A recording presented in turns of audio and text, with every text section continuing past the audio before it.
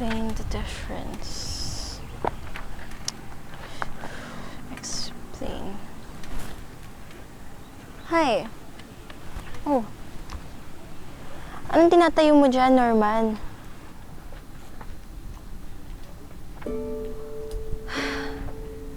Oh, bakit naman? Alam mo, sa lahat ng binibigyan ng bulaklak, ikaw lang yata ang reaksyon ay isang malalim na buntong hininga. Anong gusto mo gawin ko? Kiligin? Pwede ba? Para saan ba kasi yung bulaklak na yan, Norman? Ah, wala lang. Para ano, ma-uplift yung mood mo.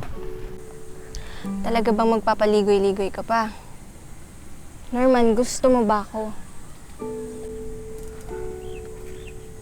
Oo naman. Oo.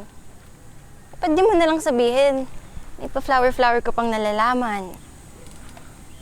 Ito lang kasi yung alam kong way para mag-express ng love.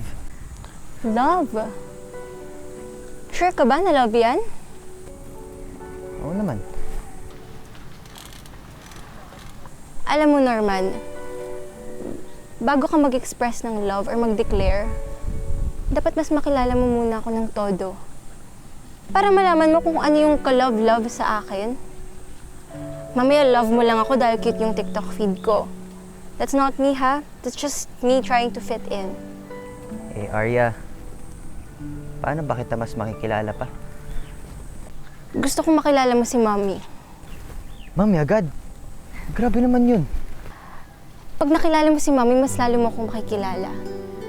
Wala ako kung wala si Mommy eh. At saka, sa kanya umiikot yung mundo ko, lalo na ngayon na kaming dalawa na lang sa buhay. So, kaya mo ba?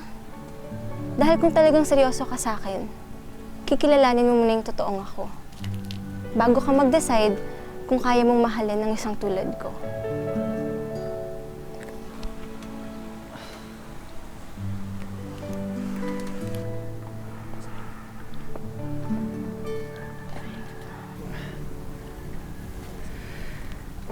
Game.